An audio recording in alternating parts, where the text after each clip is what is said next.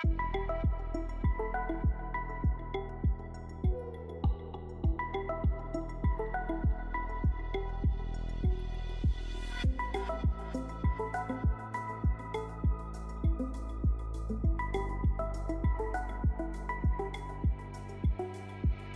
$15. Cashews are expensive, yeah. Okay. They're also better. Well, they are better than peanuts.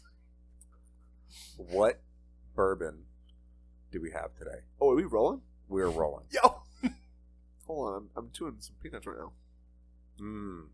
I keep thinking this piece of cheese is like butter on here, like just a little pat of butter. Eat that pure gluten. All right. Well, welcome everybody to our next episode of our podcast. I know that Tyler kind of rolled into this thing without us even. We got a guy to edit it. It'll be fine. They won't even know. All right. Anyway, Now you just sound like an idiot. So we've been drinking for a little bit already, but in one of our earlier podcasts, we introduced an Uncle Nearest bourbon. Which was fantastic, by the way. But this is their Uncle Nearest 1856 Premium Whiskey. So this will run you about $60 at the liquor store. The receipt. See what it says. It's 100 proof, $60 bourbon, so 50% alcohol, and it's their 1856. So that's the year of that the batch was created. Very nice. So, if you don't know about Uncle Nearest, he was the first black distiller in the U.S. He was a former slave. Read the back. And he was taught by Jack Daniels he taught Jack Daniels how to distill.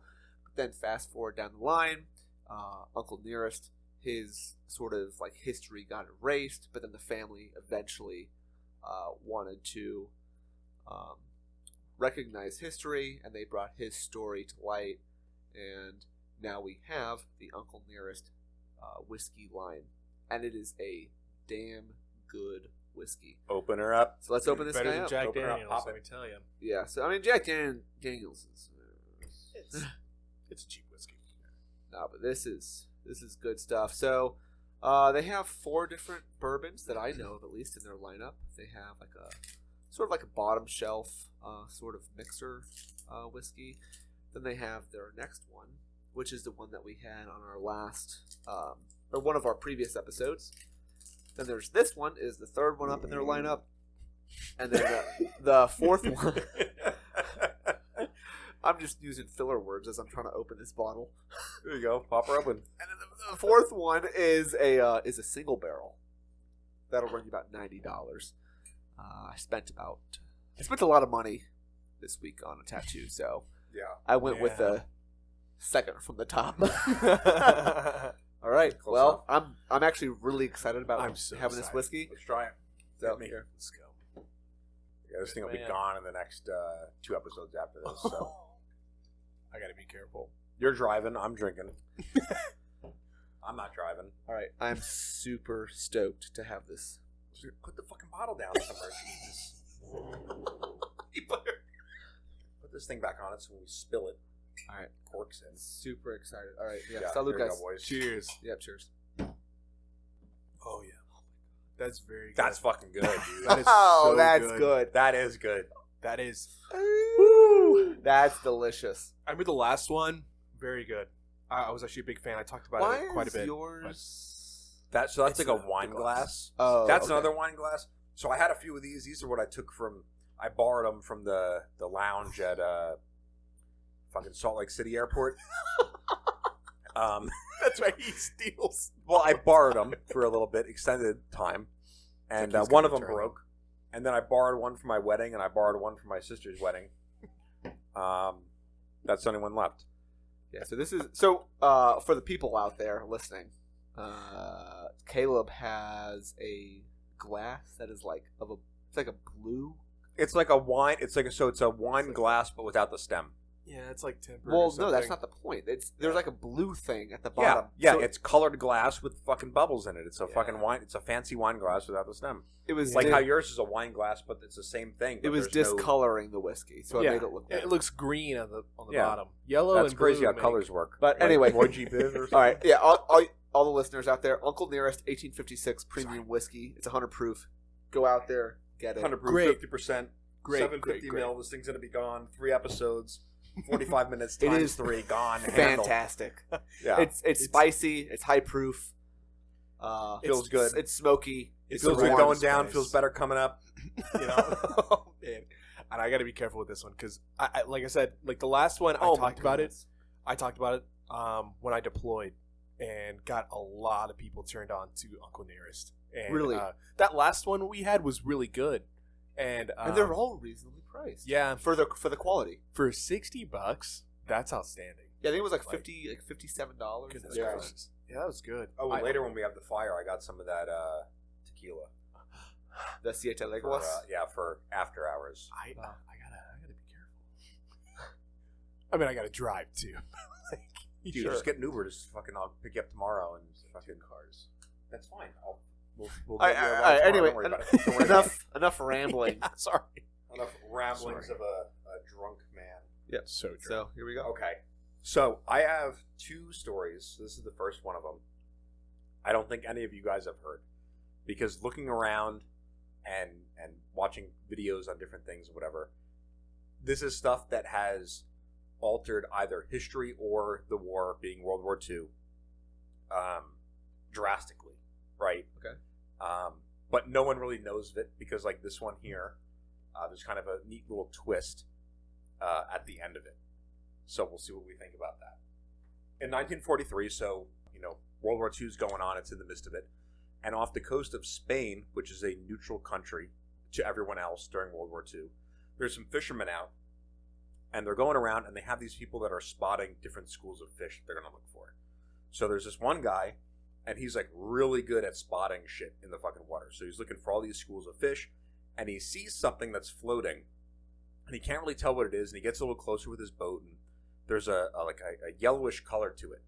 So he's like, "Oh fuck! Like that's like a life jacket because it has that same like square shape." And he goes over to it, and he's like, "Oh, I gotta save this guy. Like whoever it is, like there's someone in the water. I gotta save him." So he goes over to this person, and as soon as he goes to pick them up to roll them over into the water, like to get them out, he gets hit with this stench. The person's been dead for a while. Their eyes are sunken in. Their face is all fucked up. Their skin's like starting to fall off. So it's obvious this person's been in the water for a decent amount of time. He goes over to this guy, pulls him out of the water. Everything, he's been in there for a while. But there's something weird with him. So he's in full military uniform, right? And there's a chain around his wrist, and it goes down into the water, and they can't see where it goes. So he's like trying to, like signal everyone else in the fishing fleet over, and they don't really know what he's talking about. And eventually they all come over, and they help him kind of bring this person on board. So they bring the person on board, and they pull this chain up out of the water, and there's a briefcase on the other side, and there's a fucking number printed on it for a code for this briefcase. So they're not really too sure what to do with it, so they kind of look through this guy's pockets to see, hey, like, who is this guy? Obviously a military service member. So when they look through, they find some like Royal Army stuff in there. They find a love letter. They find a picture of this person's wife, and they see a military ID card that says Major William Martin, Royal Marines, and he's assigned to the Combined Operations Headquarters. And who found him? Fisherman off the coast of Spain. Spanish. Okay. Spanish fishermen. Okay. So they're not really too sure what to do with it. They find all this stuff in this guy's, uniform. So they put everything back, and they call their boss and be like, hey, like, we found this. What do we do? They contact the Spanish military, who then turns it over to their own leader, who is Francisco Franco, and he's a dictator that was helped put in place in the Spanish government by none other than Adolf Hitler. So he's Spain is neutral during World War II, but at the same time, they're kind of not, because this guy is working basically with the Nazis.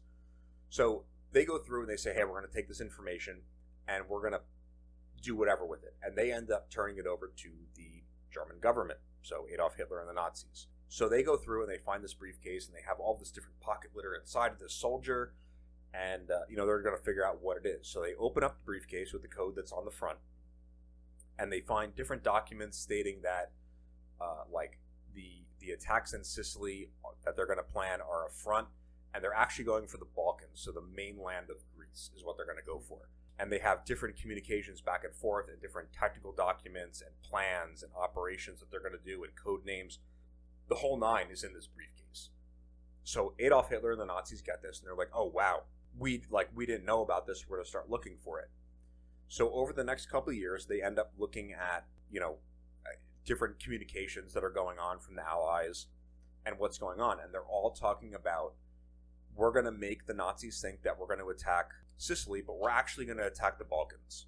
Like, that's going to be our thing. We're going to go for it. We're going to trick them, and we're going to go over here. They're not going to have any defenses. They aren't going to know what's going on.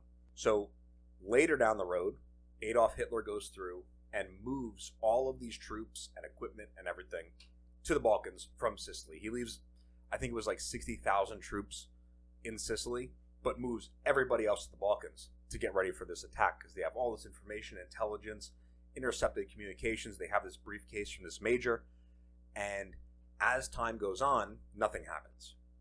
And it's like, okay, I'm not really too sure what's going on. Finally, one day they look through and they find out that there's no attack happening in the Balkans. Actually, all that stuff that they were thinking was going to happen in Sicily was going to happen. They sent about 400,000 troops to Sicily, and in what was expected to be a 90-day operation, they did in 38 days, because they removed everybody from Sicily. Yeah. So it's not something that helped end World War II, but it was a huge setback for the Nazis, having them have this entire island off of Italy taken over, based off of their own like misinterpretation of this intelligence. But it wasn't a misinterpretation. This was all planned out from about the late 1930s. There was a thing, the Trout Memo, that related fooling fish while you're fly fishing to fooling the enemy during war. And the Major William Martin never existed. He was completely made up. All the pocket litter that he had on him was fabricated over years, trying to make an actual plan. The actual person that they used to play William Martin was a deceased homeless person who ended up killing themselves with rat poison on bread. And they were trying to find a body that they could use, because obviously you have to have an actual body. So they used this homeless person, and they dressed him up and everything. And actually he was in the morgue so long and his feet were frozen that they couldn't get the boots on. So they had to actually thaw his feet out enough to fit the boots on. So they put him on with a whole bunch of actual like military Royal Marines equipment. And when these fishermen found him, they couldn't find any like gunshot wound or anything. So they just thought that he drowned. Mm-hmm. So he has all this stuff on him, and everything was planned out through the British intelligence agency over the course of years in order to actually make this work and make it seem legitimate. So looking through all of these things that they were doing, they were able to fool the Nazis into thinking that they were actually going to attack the mainland of Greece instead of Sicily. And the neat thing with it is that this homeless guy has a grave in, I think it's like Helvia, Spain, and he's actually listed as a major in the Royal Marines on there, like as like a. So it's actually pretty cool, right? Yeah. So like this homeless guy that killed himself with fucking rat poison and bread is like a honorary member of the Royal Marines. That's and pretty has badass. No pretty fucking cool. idea that was ever going to happen. Whatever, like it wasn't part of the plan. They just needed a body to use in order to make this thing look legitimate. Yeah. That's a super cool story. So I mean, Yeah. because I don't know if this has anything to do with. So I know when the U.S. wanted to go into Sicily, they were trying to figure out another plan of, all right, how are we going to get in there? How are we going to like not face like a bunch of defenses, and how can we easily take the country, right? Right. So at that time in U.S. history, there was a massive wave of Italian immigrants to the U.S. So they didn't have a good time. So you had a ton of sons of Italian immigrants that were fighting in World War II who, at the time, had connections to their Sicilian ancestors, because when you look at the immigrants that went to the U.S., they were primarily from Sicily and southern Italy. Yeah. Right. Even to today, it's the more poor part of Italy. The poorest part of Italy's, or poorest parts of Italy are Sicily and southern Italy. And typically those are the immigrants that go to the U.S. So when the U.S. devised this plan to go into Sicily, they used those connections of the immigrants with their families, and then because the mafia is so prevalent in Sicily, the mafia despised the Germans. Right. They did not like them. So I guess I'm part of the mafia. yeah, the mafia in the U.S. had mutual interests during World War II. So the U.S. worked with the mafia and the sons of immigrants and their families to be like, hey, like we won't like bother with your businesses if you let us come in.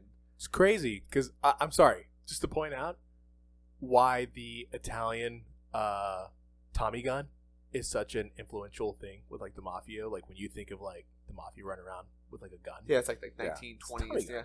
Yeah, that makes sense. Okay, all right, cool. Yeah, sorry. so the U.S. basically worked with the families of these immigrants, and then with the mafia to seamlessly put the U.S. soldiers into Sicily. Yeah, and they walked in. They walked into Sicily. Yeah, I mean, they basically with no with this, problems. they had a lot of like almost no soldiers resistance. So like they were not expecting anyone to show up to Sicily. Like, those people that were left there was like, we can't fully pull out.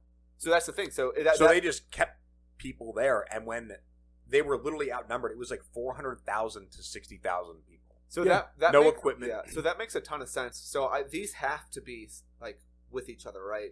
So with the next to no defenses that the Germans had, Right. because they left because of this, plan that the Brits put together. Yeah. And then with the plan that the U.S. put together with the immigrants and the mafia and all that, yeah. they walked into Italy with like this no was resistance, and this was they as had covert as it gets. I mean, this started in 1938, is when they started putting this plan together, and then over 5 years, it took them. So they wanted.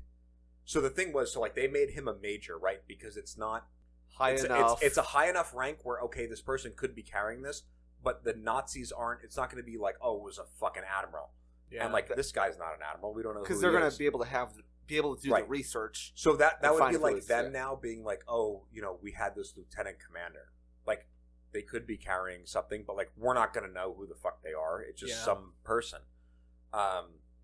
So like that was something that was really interesting, and also too they had an ID photo with them, and if you go on like the internet and basically, so this is called Operation Mincemeat, is like the name of it, and they have a Netflix like a movie made on it, which is like pretty interesting. They go over all the shit, and it's super well played out. When they had the military ID that these fishermen found of this guy. Well, they tried taking pictures of the homeless person, but like they're dead. So like you can't really make, especially in the fucking 1940s, make a dead person look like they're alive. So they put out an ad to find people to like take pictures of, right? And they were trying to find someone that looks like this guy, because they're like, in London, we can find someone that looks like this other guy from London. Like it's gonna be pretty fucking easy. So they did that. And the guy whose name, let me see, I have it in one. So the photo ID was actually of Captain Ronnie Reed, who is in the ID photo of this dead guy. So they made everything look super convincing, and they actually too, which I thought was really fucking slick of them, especially for back then to fucking think of this. So the Germans, when they returned everything, they returned it to London. They couriered it back, and it was unopened. And they were like, "We didn't touch anything. We found this on this soldier. We're returning it. We're not messing with this." Well, in order to find out if they actually opened anything, because there's ways to, if you open a letter, to put it in something else. Yeah. One of the members of this intelligence agency took an eyelash and put it on the message for that they were going to send to, hey, we're going to attack the Balkans instead of Sicily, folded it up and put it in this envelope and sealed it. So when they got it back sealed, they carefully opened up the envelope, took the piece of paper out, unfolded it, no eyelash. Huh. And that's how they knew that the Germans got that information. That's crazy. So one thing I know about that timeline, so for people that don't know a whole lot about World War II, is that the greatest participant other than the Axis in World War II were the British. So the British were almost in every single theater. And one of the biggest things at the time, especially during that time, right before that operation started, was the only way to gain access to Europe and fight the Germans was through Africa. Yes. And the problem was that they had to get through Rommel. And the Desert Rat. The Desert Rat. Yeah. That's right. And probably one of the best German strategists during that time. Yep. And the British started working with the Americans because the Americans were supplying manufactured ammunition and vehicles and weapons to the Soviet Union, and also participating in the Africa campaign. And the British worked with the Americans to develop ruses. And there were multiple ruses at the time to throw off the Germans for the invasion of Italy, because they thought that was going to be the country that they were going to invade Europe and destroy this or destabilize the Nazis was through Italy. And there were multiple ruses, and one of them, I think it was right around the same time, was that they had a bunch of inflatable Shermans. Yes. And, yep. And like tow guns and artillery. Yeah, I know. And they put them all over a coast and made it look like that they were assembling an army for an invasion in another location. And I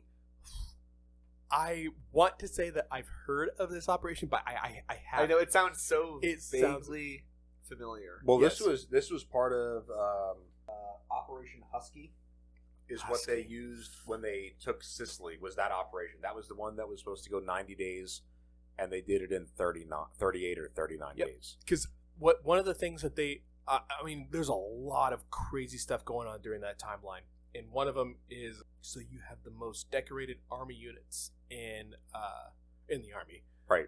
And they're primarily made up of Japanese soldiers that wanted to serve their country. So instead of actually putting them into the Pacific theater, they're like, well, we don't want to confuse the Marines. Let's have all these guys join the army and put them in Europe. And they fought valiantly. And it, like their work, is proof. Like they literally, there's a lot of stuff going on in Italy at that time. There is, oh goodness gracious, there's a castle that was there, and that was, I believe, the shift when Hitler started moving his troops back to Italy. There's a castle that's set inside of these mountains. You're not talking about the nest, right? Not the nest. The nest is in the Alps. Yeah, the nest Swiss. is in Germany. The Eagle's Nest. Yeah. The Eagle's Nest wasn't it in Switzerland? Switzerland. Yeah. Okay, so that was his hideout. His hideout. Yeah. So in Italy, there was another castle. Man, I wish I could remember what the name of it is. It's huge. It's right on top of this mountain, and the Americans are moving in to take it, and the Germans completely messed up the Americans trying to move into that area, and it was nothing but like weeks of bombing campaigns on top of this castle just to get them out. And that was the change in Italy when Germany created that stalemate between themselves and the Americans. And I can't not remember. Is this when? Because I know there was a huge debate in World War II that if there was regardless of the country that was doing the bombing, right? If your enemy was hiding in like a historic building Yes. that was significant to the culture of that country, it didn't like you would not attack that building. Right. That's because like a lot of modernization, well, like modern rules of warfare now is that we do not bomb places of religious practice. Yes. Hospitals and historical landmarks. And is this what I think I know? Is this what you're getting at? Yes. I damn it! I know what you're talking about, and I can't remember the name of it. Literally, it is.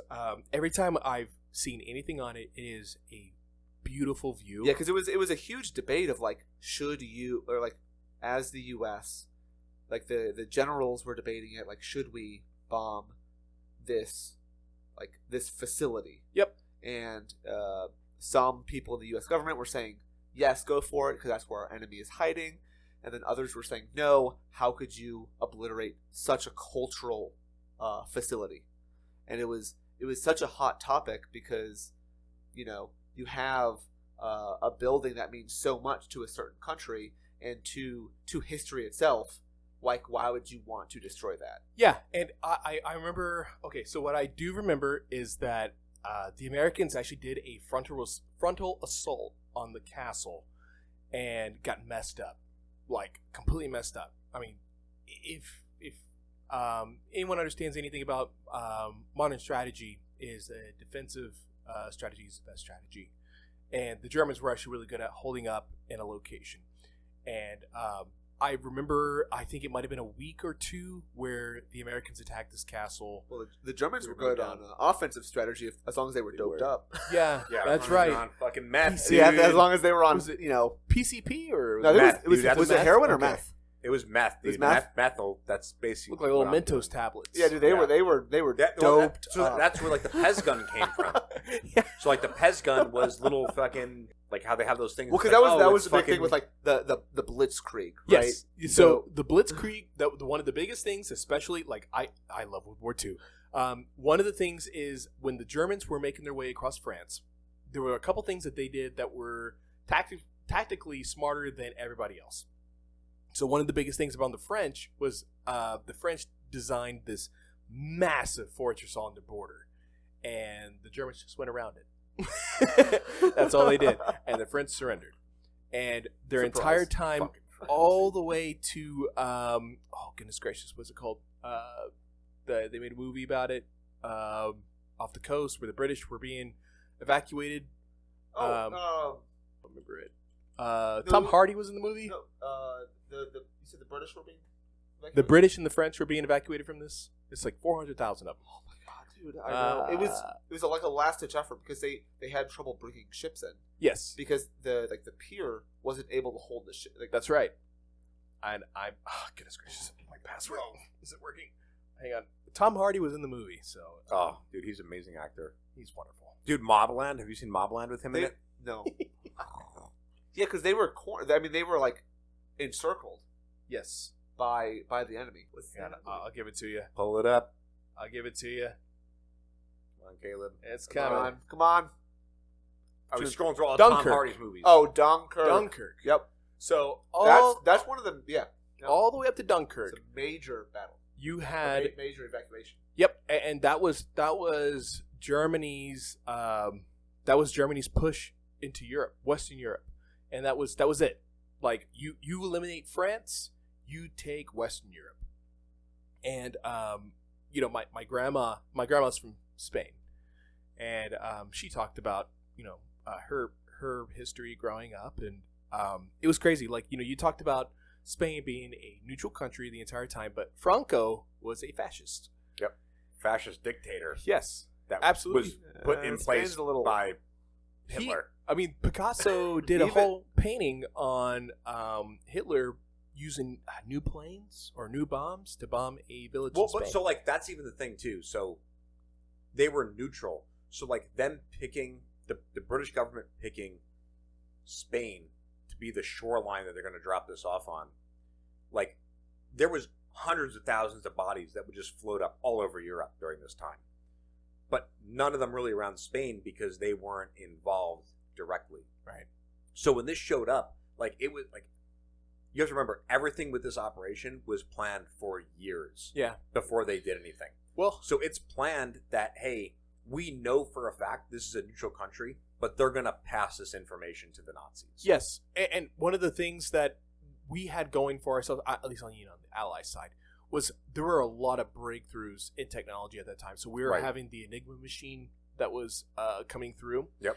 And then the British themselves, like I said, every single theater, every single part of World War II, where I don't doubt that they placed a trap somewhere just to throw somebody off and wait for some sort of response. In Spain, I think was perfectly like literally set up. But look how easy that is. I mean, for that time, because one of the biggest things is like, you see something different, who are you going to go to for it? You don't know. So like, you just climb that ladder. So like, but it's couriered. There's no way of knowing. There's only one guy. They even went to the length. So rather than this being a regular handcuff on this guy's wrist, they got like the jeweler's handcuff, so they have like leather around it, so it doesn't slide off your wrist. So the main thing is if jewelers are bringing high-priced items between stores, you want leather on the handcuff so that if someone goes to pull it, it kind of gets snagged up on your skin and won't pull off easily. If you have a metal handcuff, you can rip that shit off someone's hand, and like it's going to take some skin and shit, but you can pull it off. If it has leather, it kind of just binds up on your skin. So they even went to that length, and they're like, they put leather on this handcuff to make it look like a legitimate, like this person was couriering this information to wherever. Yeah. Like, I mean, the amount of detail that they went into to make this work. And I mean, even the thing with the eyelash dude, like I was looking into that, and I was like, that's fucking crazy. Absolutely to get insane. that amount of detail to see, for a fact these people are going to seal the envelopes back up, and you want to know if they looked at it, so you put a fucking eyelash in there. Yeah. So that if it's not in there, you know that they opened it. But like, holy shit. The craziest thing that came out of this, and it really does open my eyes a little bit, was their main strategy leading up to Operation Overlord, which wasn't until 1944. Was it June, July? They had to convince the Germans that they were invading on the Mediterranean side and just leaving their defensive positions completely the way they are right now. Like, was it I can't remember, the Atlantic Defensive, I can't remember what it was called. Yeah. But, Atlantic Defensive Treaty? No. Well, the Germans created the Atlantic Defensive Wall, or I can't remember what it was. It was like the greatest defensive wall of all time. Yeah. And like, it was impenetrable. I think it took up like 6 million troops. Yeah. Just along the Atlantic because that's side. where they thought we would invade. Yes. And they had to throw off the Germans to the south. Yeah, joke's on you, we're going to France. Yeah. Hey, here we go. And they did. And the thing is that, I mean, it really does make you want to think, like, what if the Germans had those troops readily available in France? Like, would Operation Overlord been a success or an ultimate failure? Because, like, even during that one day, we lost thousands of soldiers. I mean, that was a lot of stuff in World War II, though. Yeah. I mean, they were losing people left and fucking right over there. But the Germans were using every single resource, and they were the most professional military in the entire world.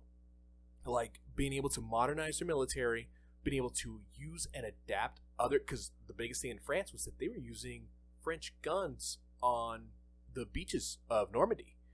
And, like, absolutely insane.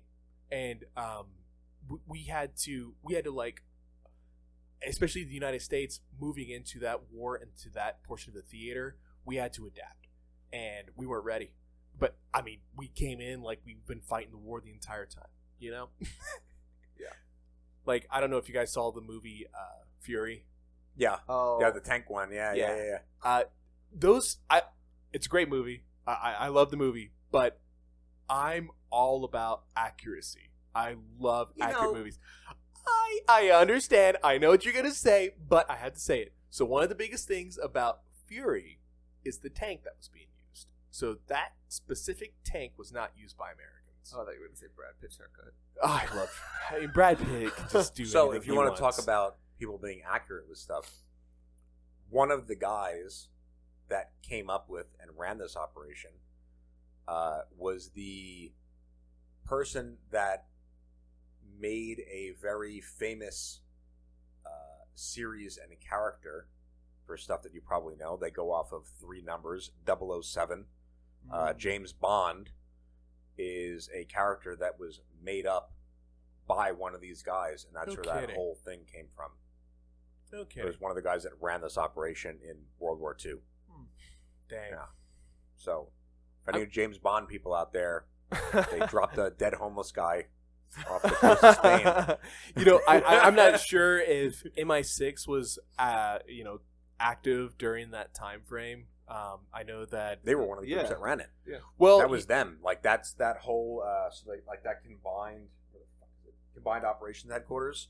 That's MI6, freaking all like those British intelligence agencies. well, People downplay the role that British intelligence had in I mean, World this- War II. this- it was yes. it was unreal. Like even like not just like the, I don't want to the say it human won the war, aspect, but but it did a hell of a job. But the the mathematicians they had working on like decrypting communications, between the Axis and Allies were unreal. So they had Like, they did that. the were- British. yeah. The one thing that I learned about the British in World War II was that they ultimately had the upper hand to success in every single portions of every single theater that they were involved in, which was all the fronts, by the way. I'm just letting you know.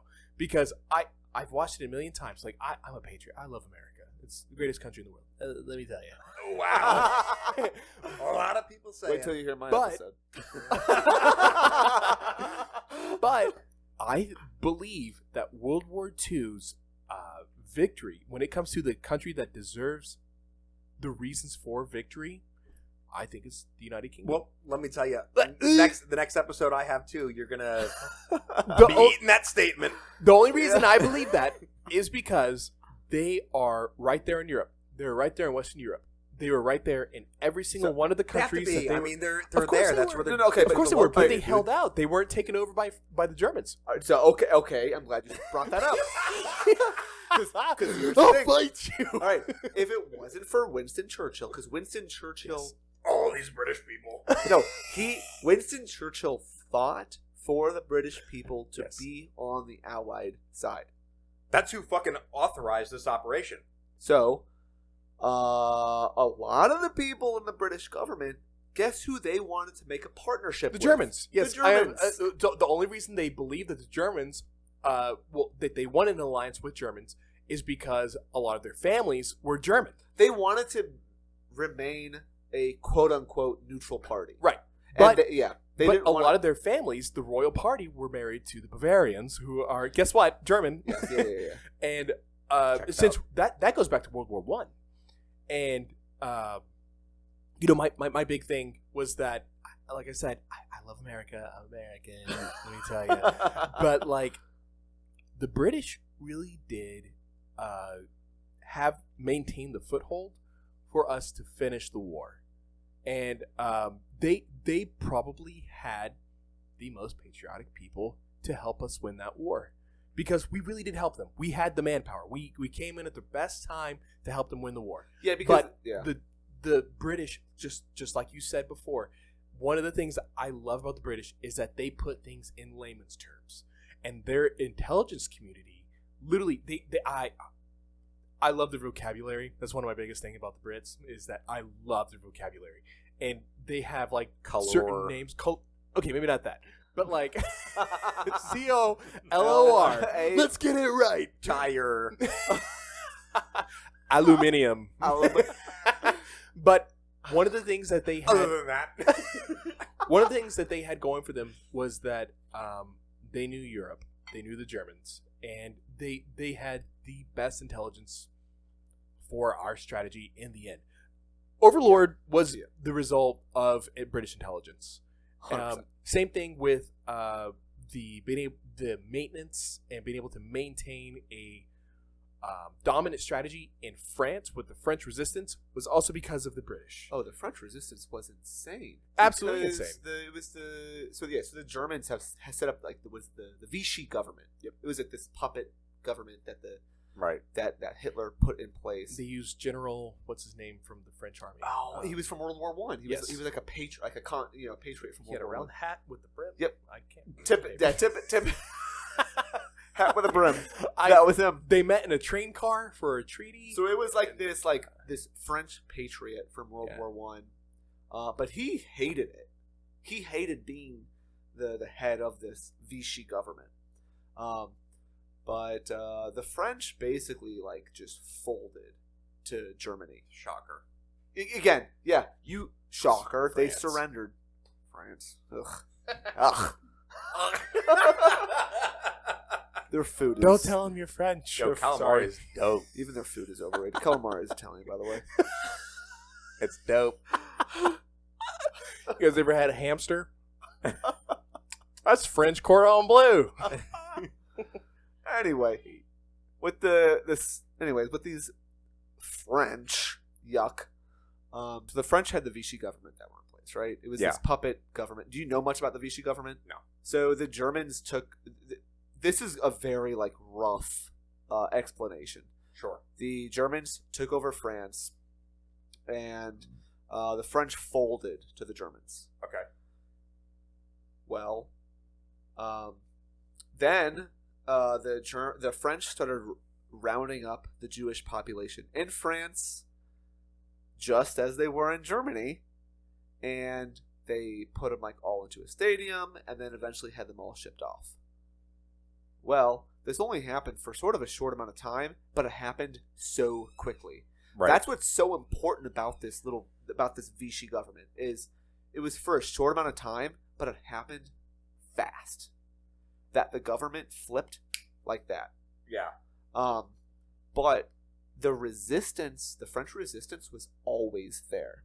They constantly fought, and it was a small group of people, but they continued to fight. Now, they kept putting communications out to the U.S. government because they wanted to have backup, but the U.S. government didn't think that it was strategic to interfere with France because they knew that they needed to fight elsewhere. Yeah. Because but they did eventually interfere, right? Because there was one person in the U.S. government that was it was a general that was no, we need to go into Paris because it was not France as a whole. It was specifically in Paris. Yes. So one of the things that I can't remember which general it was either, but one of the biggest things was that they heard of the resistance, and there are certain resistances that are known throughout World War II, and the other one I think is the Belgian resistance and the Norwegian resistance. Okay. And so I think the British were the first ones to take advantage of the Norwegian resistance, and it was their access through the North Atlantic. So the Germans had something held down. Yeah, it was the first utilization of the British commandos, and I think it was the first time that the British were really using their intelligence for a strategic matter for an invasion. And goodness gracious, I want to say that was during World War II. I don't want to confuse that it was World War I or World War II, but I'm 100% it was World War II. But the Germans were taking up a lot of the obviously the Western Europe theater, but there was the use of the resistance, and the resistance wasn't really, it was kind of frowned upon because conventional military was one of the biggest things that we would focus on because there's rule of warfare. Right? You don't shoot anybody with a red cross on their arm, right? Because they're trying to help people. Yeah. You don't shoot at civilians. You don't, with resistance, all those go out the window. So they're using almost terrorist tactics. They're blowing up bridges. They're utilizing suicide bombers. Yeah. So Kai, this is a super interesting story. Real quick, I'm just going to interject. Yeah. There is a French resistant fighter. Where he was captured by the Germans, and no. So it wasn't even just the Germans. It was his own people. That's the thing is the Germans were able to have the French turn on the French. Right. They were able to pit their own people against each other. So there was a story, and this is a pretty common story, but this one in particular is pretty gruesome, where a French citizen, specifically a Parisian, a person in Paris, he was caught. He was a French resistance fighter against the Nazi regime, and they wanted to get information out of him. Well, they knew that the French resistance would not just give up information easily, so they found certain tactics against. It was like these terrorist style tactics to get information out of him. So they found his mother, and they put dogs against his mother, and they had the dogs maul his mother. Bro, dogs. Good. That's a crazy way to fucking go, dude. These French that sided with the Germans had dogs maul their fellow countrymen. They had the dog maul his mother Goodness gracious. to get information. Oh, It's crazy. goodness. So the Germans were able to pit countrymen against countrymen. Yeah, and you saw that all the way east in Poland, and you have like a lot of Polish resistance that. Yep. Oh goodness, what's the movie with Daniel Craig? Oh, I don't know. Great movie. Where he's a Jewish Polish resistance fighter, and they're like out in the woods. Great movie. But it really does show like primitive strategies for that time, and just the utilization for any sort of techniques to get anything out of Defiance. anybody. Defiance. 2008. Great movie. It's be ready for it. It's a hard movie, but it's done very well because like it really does show kind of like the horrors of war, and oh man, great movie. Anyways, my point being is that there was a point to these resistance. Yeah. It was soldiers who couldn't fight anymore in uniform, being able to utilize guerrilla tactics, and then the biggest thing for the British and the Americans was getting information. And one thing that we've learned about the Americans and the British is intelligence wins wars. It drives operations. And Sure. yeah. Hell yeah. I love that phrase. I mean, like, I unironically love it. yeah. I mean, could it have prevented Pearl Harbor? Of course. But 9/11. well, that's not World War II. But That's not what we're talking about. yeah, I'm sorry.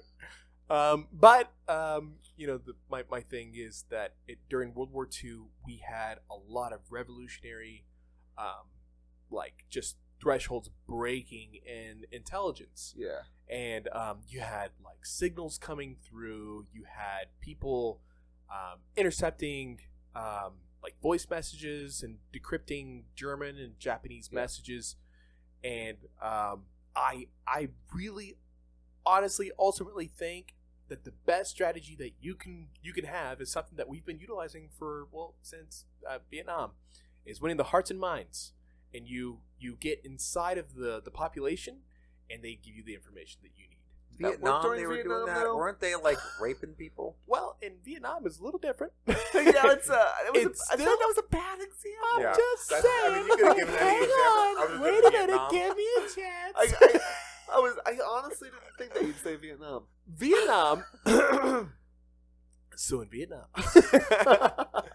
Go ahead, make French- it sound good. All right. So the French couldn't make Vietnam work for them. Yep. Because they literally put Vietnamese in internment camps. Yep. To learn French. Well, the Vietnamese, or the French, just like any other European power who had a colony, whether it was in Africa or the French in Indochina, just basically enslaved those people. Yes. And when the Americans came in, they took up half the country, right? South Vietnam and North Vietnam. They were able to maintain the recruitment of South Vietnam for 10 years. So Say 10 years. It was... And every single country that we've ever I wouldn't say occupy, but were fighting a war, crisis, whatever, has always had the fastest growing military in the world. The only reason Vietnam won was because we abided by the rules of engagement. We did not invade Cambodia like we should have. But we still dropped plenty of bombs on Cambodia. We did. Cambodia. So the amount of bombs that the U.S. dropped during Vietnam on Vietnam, Cambodia, and Laos was more than what was dropped on World War II. Okay, so that is another point that I've always talked on, especially in Vietnam, was that bombs don't create lines, right? So you can drop a bomb all day, you can carpet bomb a country, but it doesn't mean that it's hit a target. You have to have people on the ground to maintain those lines. You have to stop the momentum, and bombs do not stop momentum. And Vietnam. So that's actually a super good point into Iran. Actually, absolutely. I actually really like that statement. Do you guys want to go there? About you guys want to go the U.S. Let's do it. Pull it up. Do you think the bunker buster destroyed the nuclear refinery? No, I don't think so. No. Here's the thing. All right, I don't know if you guys follow earthquakes. I do. Okay, I don't. No. So if you follow earthquakes, right? If there's an earthquake that does damage to a building that is earthquake proof, does it mean that it can still stand? I mean, I would think it still stands. The infrastructure stands up because it saves the people inside. But does that mean that infrastructure is still operable? It shouldn't. So here's my Absolutely thing. not. They showed the most North Korean ass propaganda for this. They had it go into a cave, and there's maybe 20 feet of fucking rock on top, and a big fireball comes out the entrance, and that's what they showed happened. So, okay, cool. This thing might be able. I mean, it's a 40,000-pound bomb. Yeah. Fucking, it's gonna go through hundreds of feet of fucking earth. Like, that's gonna happen.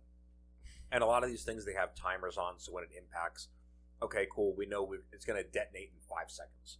And it goes down 5 seconds and then detonates. Do I think that they hit it? Yes.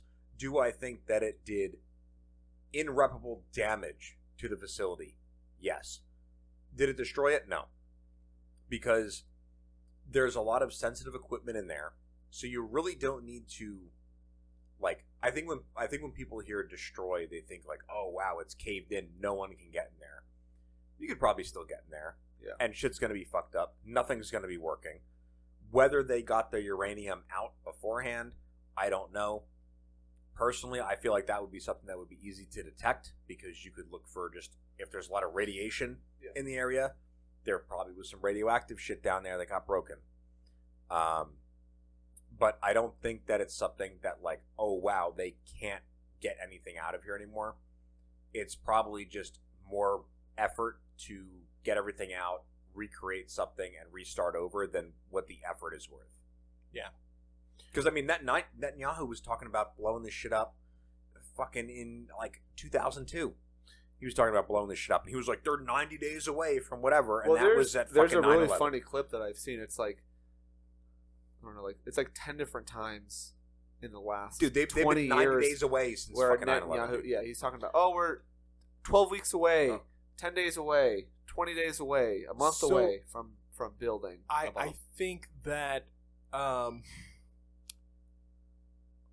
ultimately what came out of this was that Iran is completely underprepared for a modern conflict.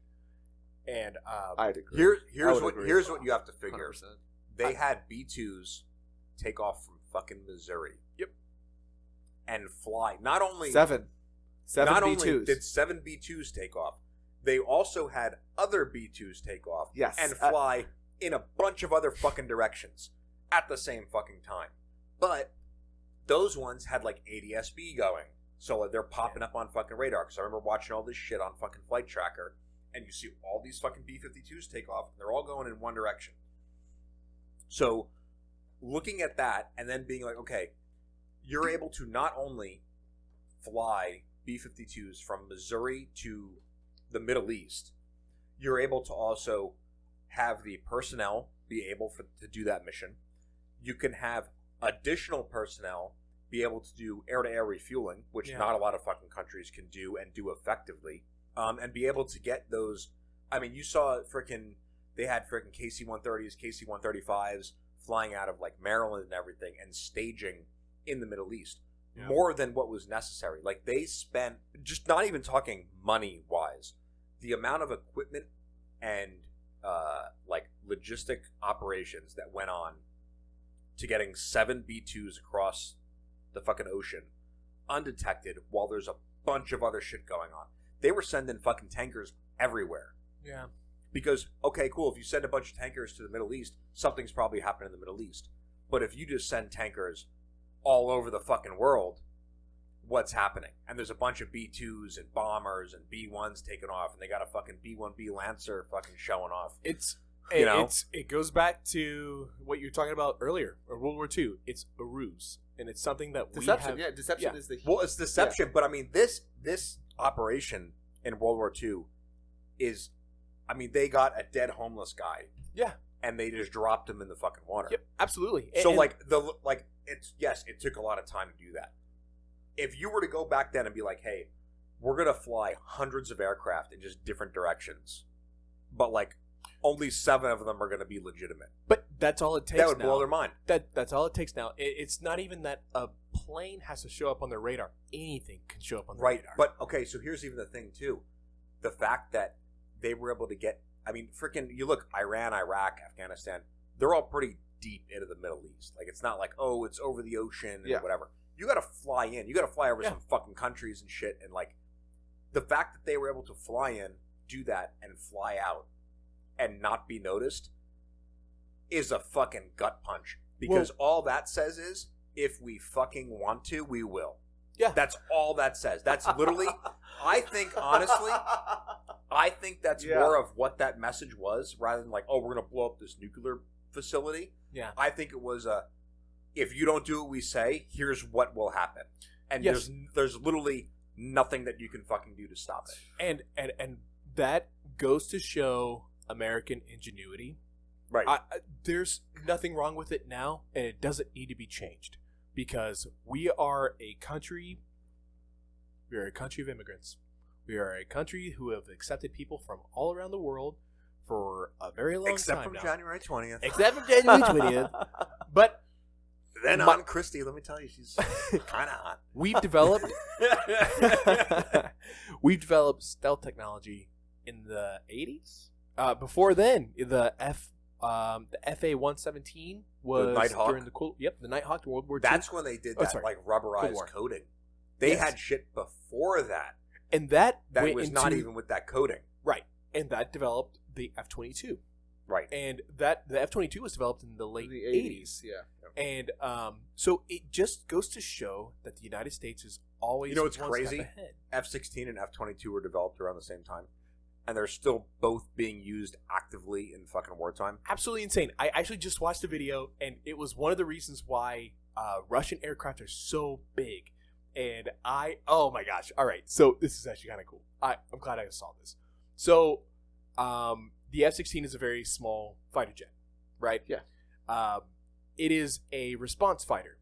So it is like more of like a quick reaction fighter. So it is not meant to do operations, intercontinental it's a non-communist MiG. Yes. So the reason why Russia had developed these large fighter planes was so that they could have bigger fuel tanks. That was it. That's it. And like from the MiG-29 to the Su-30 and up to the was it the 57? 57 Felon's the new one. Yeah, that's the new stealth fighter that they have. The new stealth one that like was like missing fucking. Dude, they took it to an air show and it was the like Chinese missing ripped it fucking apart. like bolts and shit on it, and they're like, dude, you painted over like the fucking radar. China actually, the Chinese was shitting on it, dude.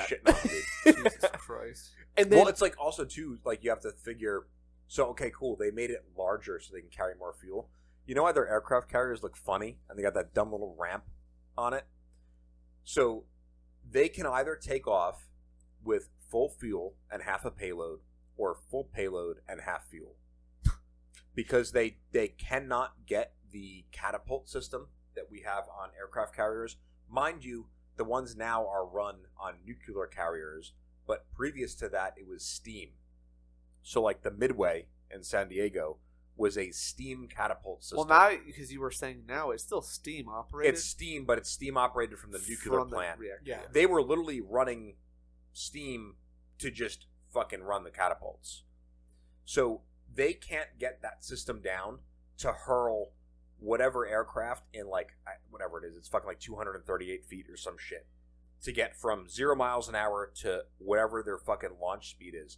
And when you look at how they do stuff now, especially like 18s and whatever, when they launch, it sets them, when they pull off of the carrier, they don't have to touch anything. And it pulls them at like a 7 or 8 degree angle of attack upwards. Yeah. So they literally go hands-free. So if you ever watched like a video of like an 18 pilot taking off from a carrier, they do one hand on the top, like of the canopy, and then the other one's just on the fucking throttle. And they're just pushing it forward. So when they take off, it launches them, releases, and then it pulls the plane upward. So they don't have to do anything. Yeah. The Russians are literally no catapult, no nothing. They line up with a fucking ramp at the end of this boat, gun it, and let off the brakes, and just fucking go. Yeah. So they cannot take off with full fuel and payload because they will be too heavy and they will just go into the fucking water. Yep. And this is 2025. And then, who was it? The Chinese? They just had that carrier, it like didn't work, and then North Korea had some carrier or something, and it sank when they launched it. So Korea never had a carrier, and China just had the one, or was it China or Russia? So that had the carrier, and it was like this big thing, and like huge. It never so happened. China had they purchased a carrier from Russia, and they First recreated another carrier based off the carrier that they purchased from Russia, and I can't remember which one actually did it, but they caught on fire.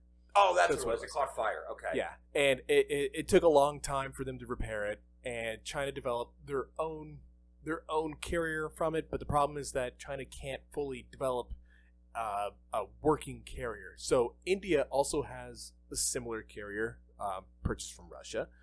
They have three.